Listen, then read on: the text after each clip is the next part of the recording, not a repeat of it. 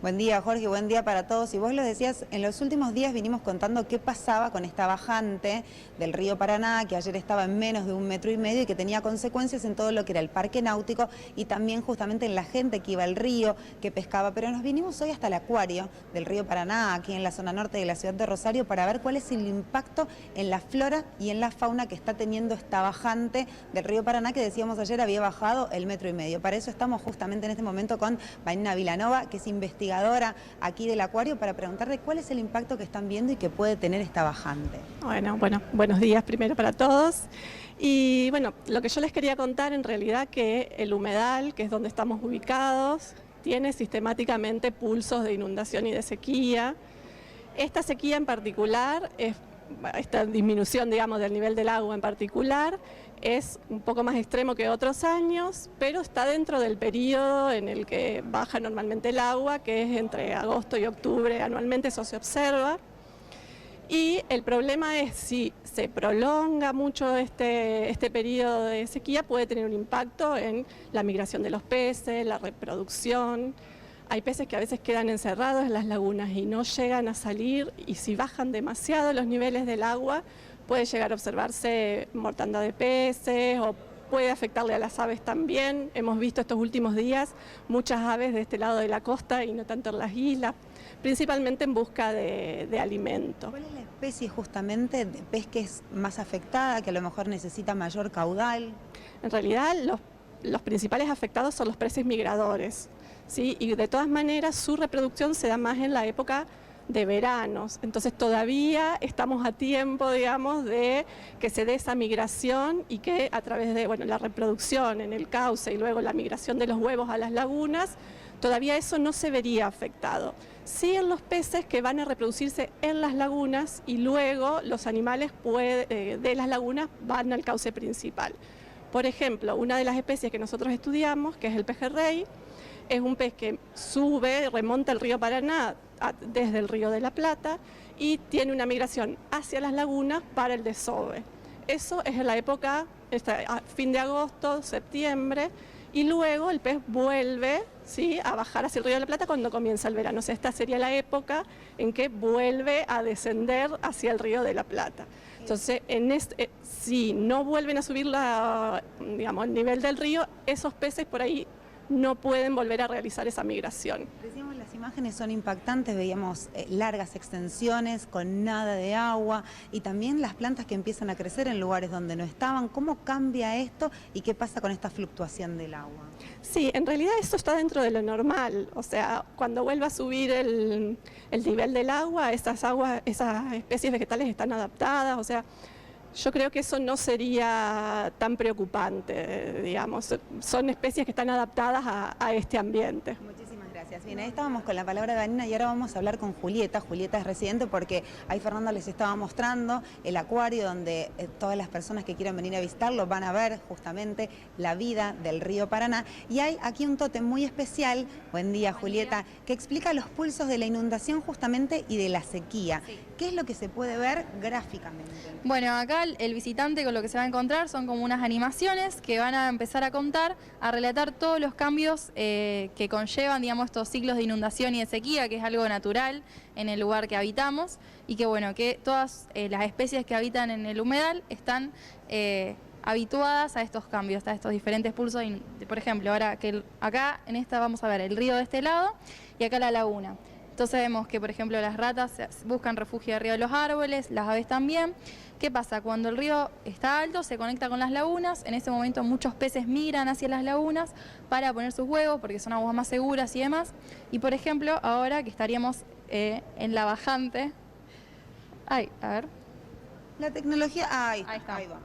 Con la bajante, ¿qué pasa? Estos huevos ya se convirtieron en peces, ya crecieron, entonces ahí es donde las aves, por ejemplo, aprovechan para ir a comer. Y bueno, esos peces que no van a ser comidos, los que no sean comidos, cuando vuelva a crecer el río, van a volver a hacer su vida, digamos, en lo largo del río. Decíamos recién, nos decía justamente Vanina, que la preocupación de esto es que no puedan salir si la bajante justamente se prolonga en el tiempo. Sí, eso igual puede variar dependiendo, como decía Vani, de los peces migratorios, pero bueno, por ahora, por suerte, estamos a tiempo, digamos, de que eso no sea tan determinante. Esta es una herramienta, como ustedes ven, lúdica práctica justamente para ver cuáles son los niveles que tiene el río Paraná y cuáles son sus consecuencias. Sí, o sea, estos pulsos de inundación y de sequía son, digamos, necesarios, desde plantas hasta mamíferos, peces, aves. Por ejemplo, la inundación, por ejemplo, con los árboles, con los sauces, necesita esta agua para expandir sus semillas, para que esas semillas eclosione. Y bueno, esto en todos los niveles, digamos, en todos los aspectos. Muchísimas gracias, Julieta. Y lo que vamos a conocer también es la opinión de Julián. Julián es pescador, trabaja también mucho justamente con el acuario porque hubo preocupación de los pescadores justamente porque con esta bajante del río las consecuencias fueron muchas. Buen día, Julián. Gracias por acompañarnos. ¿Cómo están viviendo esta bajante en el río Paraná? Con bastante preocupación porque se dan después de una bajante del año anterior, que también estuvo casi en estos mismos niveles, y se da muy rápido la bajante. Baja rápido y hubo una buena reproducción de especies, lo que hace que esa reproducción no se vaya a notar en el recurso, porque cuando baja o los mata el frío o la falta de oxígeno con el calor que se aproxima, aparte se ponen más activos los depredadores, entre ellos los pescadores, que somos nosotros. Y nos afecta porque podemos tener en algún momento una cantidad de peces sustanciales, pero en un corto periodo, lo que hace que nosotros se nos regulan los precios hacia abajo y al momento estamos como ahora, que ya hace un mes y pico desde que empezó la bajante, que no tenemos peces en el río. No tienen peces y además nos decían es muy complicado sacar la lancha, en muchos casos no se ha podido. Sí, aquellos que dependen que tienen sus embarcaciones en las guarderías, hay guarderías hoy que están cerradas y hay guarderías que están con trabajos que es muy dificultoso bajarlas o ponerlas en el agua a navegar. Los pescadores normalmente vivimos sobre las costas y nos quedan retiradas y de difícil acceso. ¿Cuánto ha bajado el trabajo en este mes y medio que lleva la bajante? Debe haber bajado entre lo económico y la bajante arriba de un 60%. Ustedes que saben tantos años en el agua, ¿qué es lo que se espera para los próximos días? Nosotros observamos y si se dieran las condiciones climáticas, lluvias abundantes en el noreste argentino, en el sur de Brasil y en el sureste de Brasil, y un poco cerca de Paraguay también, ayudaría, pero como las represas de Brasil y las represas que están en el territorio compartido están sin agua, lo vemos bastante complicado el tema, no creemos que haya una creciente rápida.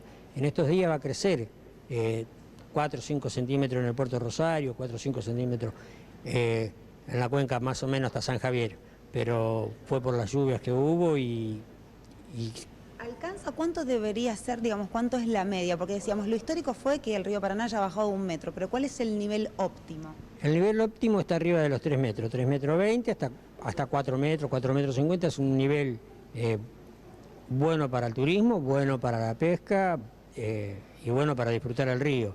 La bajante es peligrosa para la pesca, para las actividades deportivas y nosotros los que pescamos en el río tenemos las consecuencias de que los barcos cada vez están más cerca de nosotros y tienen menos espacio de maniobra y ante una inminente, digamos, colisión, el que se tiene que correr es la embarcación menor y es el pescador, sí, o sea que...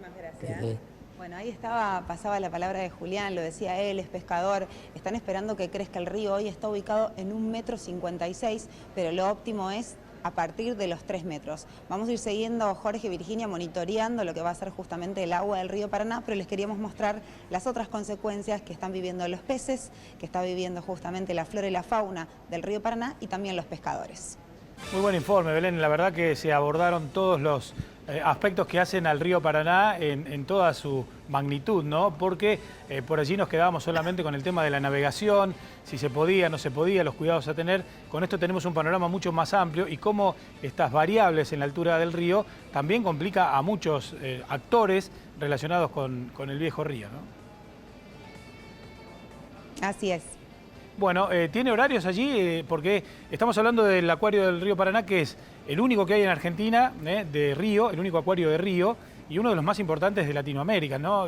Se puede visitar, la gente puede llegar a conocerlo, el que no lo hizo todavía. Pueden sacar sus entradas vía internet. Las entradas se sacan vía internet, hay turnos desde muy temprano, desde las 8 de la mañana, para visitar justamente. Recién cuando ingresamos hay muchos colegios y muchas escuelas que están haciendo las visitas guiadas. Muy bien, aquí me pidieron que no nos pasemos de la raya. Es un lugar que no hay que perderse. Sí. Bien, acá me dice que no nos pasemos de la raya porque estamos excedidos en el tiempo, así que vamos a redondear esta nota. Gracias por festejar el chiste. Seguimos. Yo sabía que lo iba a terminar así. Hasta luego, muy amable.